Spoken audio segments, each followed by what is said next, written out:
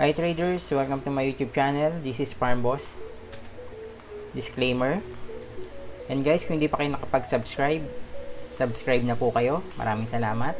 Kung meron po kayong mga chart requests, ilagay nyo lang po dun sa comment section natin. Subukan nating isama dito sa ating top 5 picks. Ito ang ating buying signals.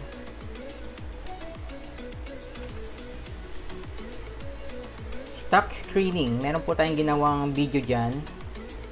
Ito yung itsura niya. Pakihanap na lang po sa ating channel. Na-explain ko po din dyan yung ating buying signals. At yung kung paano nilalagay sa spreadsheet ang mga na-screen yung stocks. Ayun guys. Masaya tayong mga breakout traders ngayon. Dami nag-breakout. So, ito yung mga nag-breakout sa ating top 5 picks kanina. D-Core and MM. Check natin chart nila.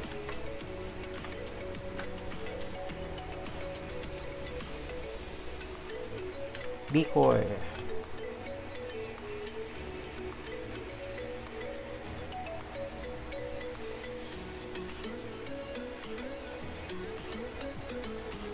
So, ayun. Nag-breakout siya sa box. Kasi ito yung plan natin. Check pala natin yung volume niya. Ito yung volume niya, malaki. Malaki yung volume niya kanina. Tapos yung RSI niya nasa 73 na, above 70. So okay na siya. Sabi natin bibili tayo after nung breakout level na 3.46. So, bumili tayo 3.47. Isang TP natin, nakuha natin siya dito. Dito sa mga resistance dito. Sa area na to. So, ang TP natin is 4.16. Possible gain is more than 20%. Yun, medyo malaki. Ang cut loss natin 3.38, 4% cut loss, pero dapat tinataas nyo na yan. For example dito, nandito na yung price nya, example lang to, depende din sa preference nyo. So ako dito, naghanap ulit ako ng 4%. Pag bumaba siya ng 4% do sa current price nya, binibenta ko na. Yung iba naman, hinihintay nilang bumalik dito sa Darvas box bago sila magbenta. Pero ako, binibenta ko na dito sa bago mag Darvas box kasi malaki din naman yung gain niya. Tapos sayang din yung gain pagka hinihintay nyo pang bumalik ulit sa Darvas box. Okay, ito yung plan natin kay D-Core.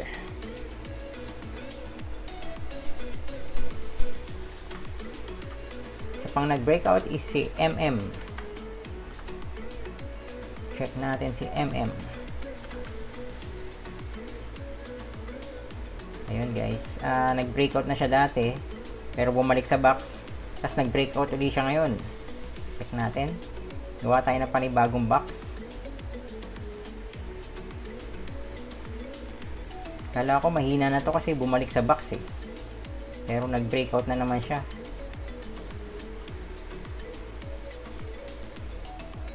Ang volume niya below average pa din. Tapos ang RSI niya is nasa 64.84. Ayan, sabi natin pag nag-breakout siya sa Darvas box, tapos hindi pa niya nag-gain yung volume, wala pang volume, tsaka hindi pa above 70 yung RSI, 50% na position lang natin yung ibibili natin. Okay, ito yung ating TP area.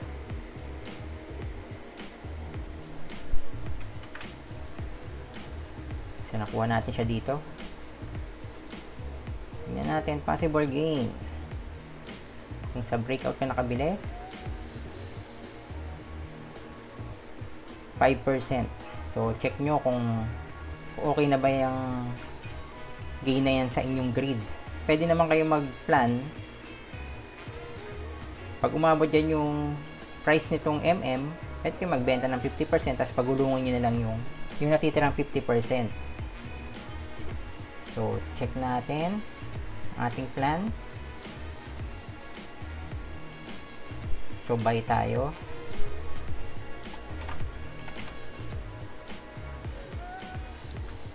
$3.41. Sana nakabili kayo dyan pagka breakout.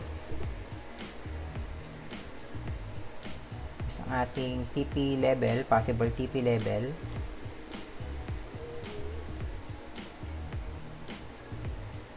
$3.60.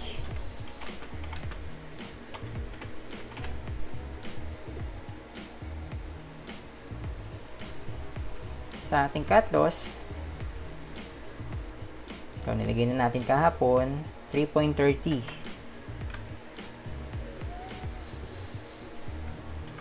3.30.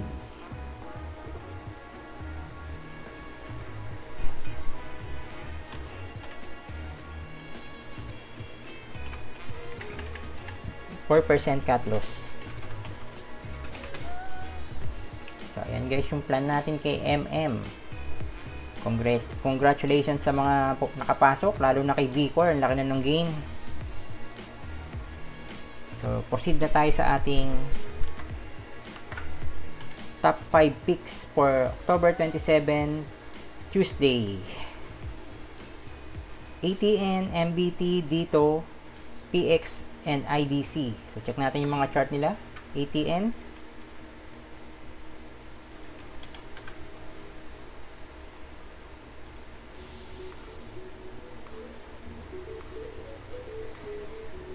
Gawa tayo ng Darvas box. Yung price niya malapit na sa taas ng Darvas box. Ang breakout level natin is 0.84. So, bibili tayo after niya ma-breakout yung 0.84. So, 0.85 tayo bibili.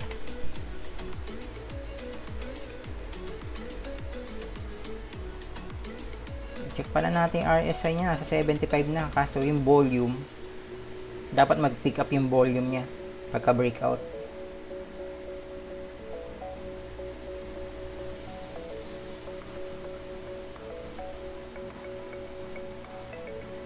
Dito tayo kumuha ng resistance. Sakto. Doon din kasi siya nauntog last time. Tignan natin.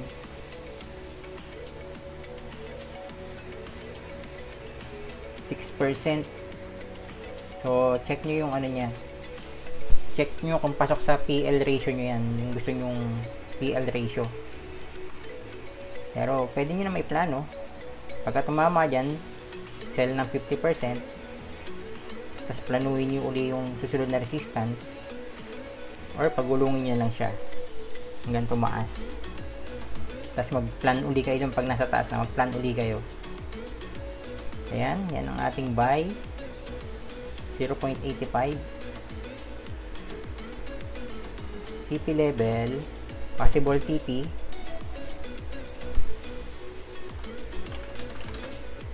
$0.90.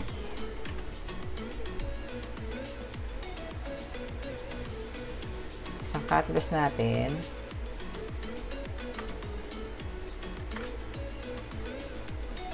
Nagawa ko na siya kanina. 0.82. 0.82 dito. So, yan yung plan natin kay ATN. 4% cut loss.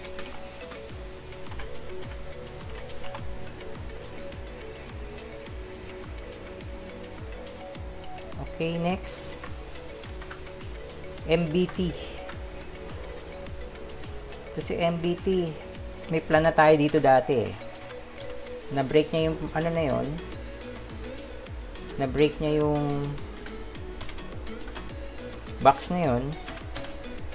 Pero meron na uling malaking box na i-break. Naku, dito yung plan natin kay MBT dati. So, na-break niya to. So, ngayon, mas malaking box na i-break niya. Kagandahan dito kay MBT, matagal siya nag sideways or nag conso.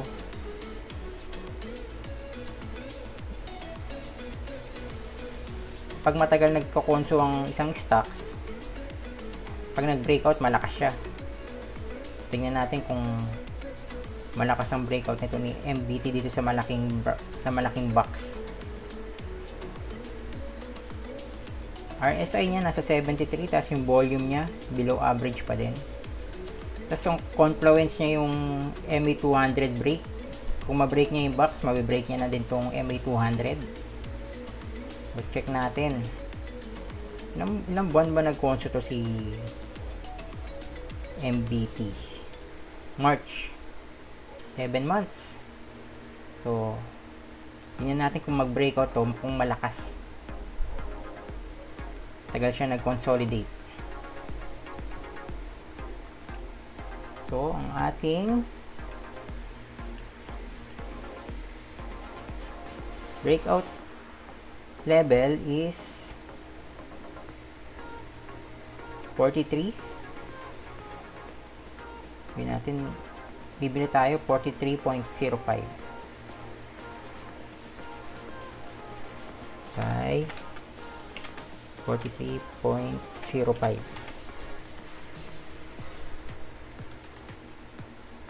Ating TP level, pag na-break niya yan, siguro dito tayo kukuha sa gap resistance na to. Ito, meron siyang gap resistance dito. So, dyan tayo kumuha. 53. Possible gain. Nakalaki din, 20%. Yan tayo kumuha ng possible TP natin.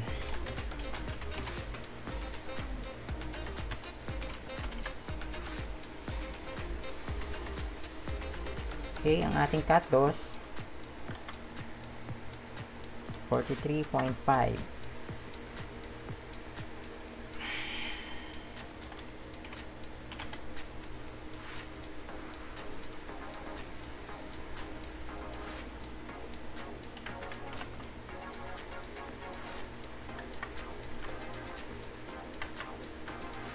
41.72. 41.70.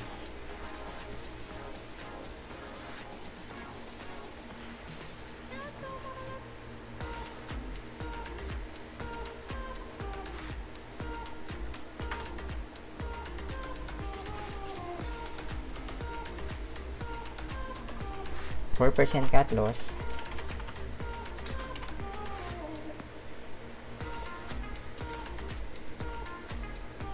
$41.70. Okay guys, yan yung ating plan kay MBT. Okay, next natin dito.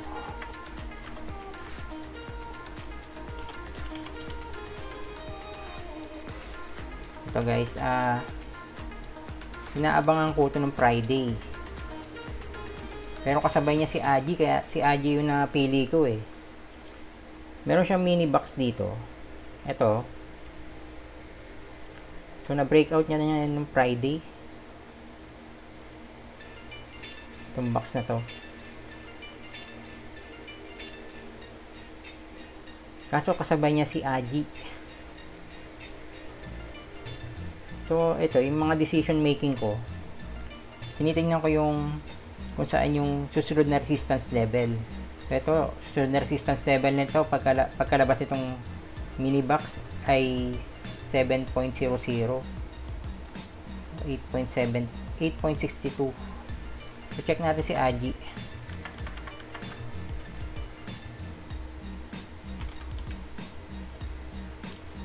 Si Aji nung Friday,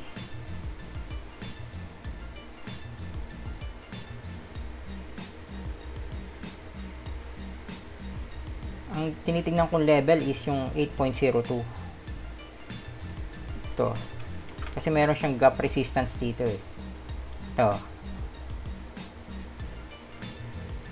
So, kung mabibreak niya to, malakas to si Aji. Tapos ang possible gain niya sa susunod na resistance niya dito na. So break ng 8.02.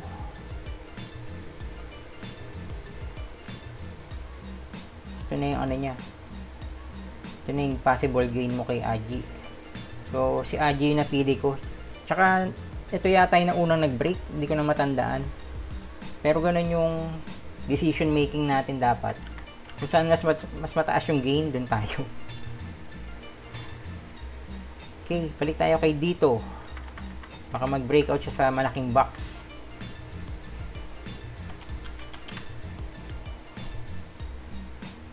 Yan, si dito. Nilagyan ko na din siya ng mga guwit-guwit. So, ang kanyang breakout level is 7.00. Sabi natin, paglampas dyan, pagka-breakout dyan, tsaka tayo bibili. Sabay tayo, 7.01. Tapos ang ating resistance, dito natin nakuha. Sa area na to. Pero pwede na din dito sa taas eh. Pero check na din natin yung resistance na yan. 7.71. So, 10% na din naman. Kung 7.71 yung resistance na kukuhain natin. So, dyan na tayo kumuha ng TP level natin. Possible TP is 7.71. Tapos ang cut loss natin, dito natin nakuha sa trade plan calculator, 6.79. 4% cut loss. Yun. Okay, yan si dito. Yan yung plan natin kay dito. Check nga natin yung mga levels niya. RSI 72, pero wala pang volume. Mababa pa. Below average pa yung volume niya. Sana mag-pick up siya pagka na-break niya yung 7.00. Okay guys, next. PX. So, nasa top 5 picks din natin to kahapon. Gumalaw siya ng konti, pero hindi niya na-break yung Darbas box. So, yan pa din yung plan natin kay PX. So, ito. Kanyang breakout level is 5.80. Sabihin natin, pagkalabas dyan, tsaka tayo bibili, by 5.81. Tapos, meron tayong resistance dito, medyo malayo. 6.16 natin nakuha.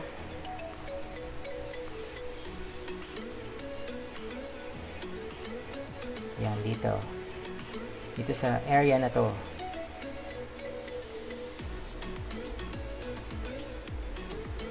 So, maliit lang possible gain niya, 6.02. Check nyo na lang yung appetite nyo kung okay na yung gain na yan. Pero, syempre, pwede nating planuhin.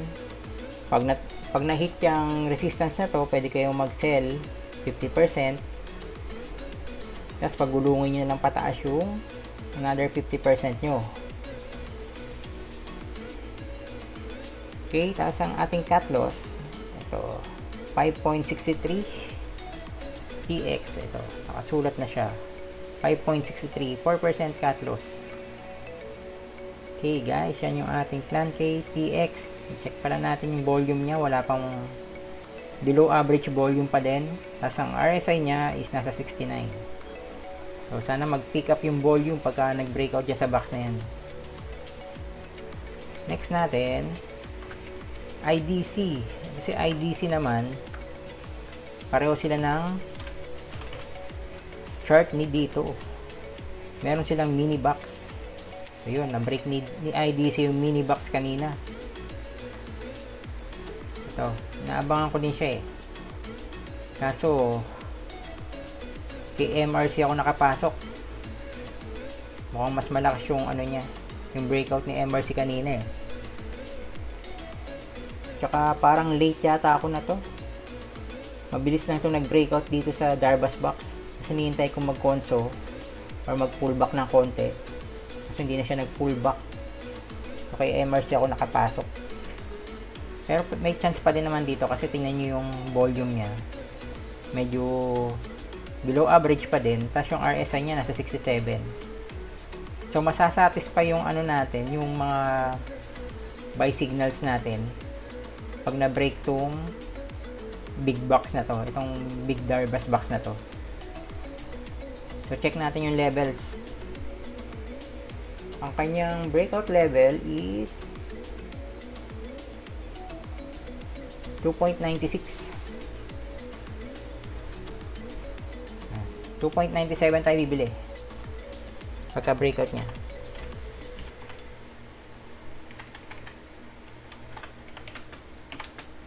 So ito kung lumampas kayo ng konti dito sa 2.97, okay lang. Kasi ano lang naman to ito yung perfect scenario makabili ka pagkalabas na pagkalabas. Pero kung hindi kayo makabili dyan, tas konti pa lang, siguro mga kung naka 2% na dito or 3%, pwede pa kayong pumasok. Pero dito sa IDC, siguro papasok ako dito pagkalampas niya ng 3. Kasi itong whole number na to, itong 3, ano din siya, considered as resistance din siya.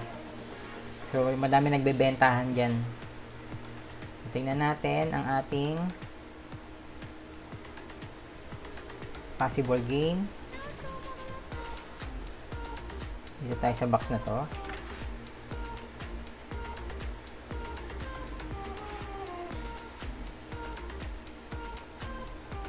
%.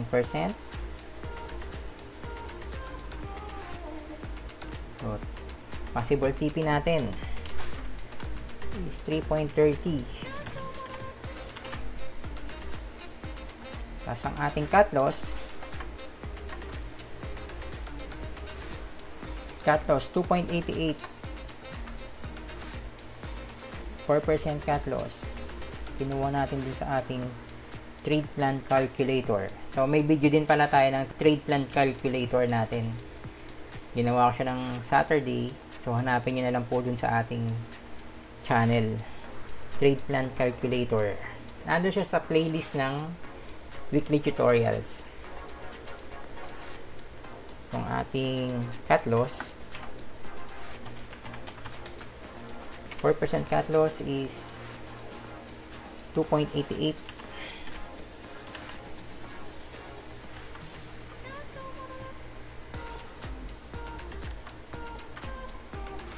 Okay, yan yung plan natin kay IDC. So yun, guys, last na yun. Good luck sa inyo bukas. Sana may mag-breakout dito sa ating top 5 picks at mahuli nyo sila. Kasi to, quote na tayo. All you need is one pattern to make a living. So babalik-balikan natin tong quote na to. Especially sa mga newbie, mag-master lang kayo ng isang strategy muna. Like, pag nag-master nyo na yun, tsaka kayo maghanap uli ng ibang strategy. For example, ito nga, breakout trading natin, masterin nyo muna siya. Pag na-master nyo na to, pwede na kayo mag-try uli ng iba. Kunyari, bounce play, reversal play. Pero, suggestion ko, mag-master kayo ng isang strategy. Discipline lang, tsaka follow your plan. At kikita kayo ng maayos-ayos dito sa ating stock market. So ayan guys, salamat sa panonood. Please subscribe and like my videos. Meron akong Facebook page, facebook.com/farmboss trading. And see you ulit pala bukas 9 PM. Ayun, good luck and God bless.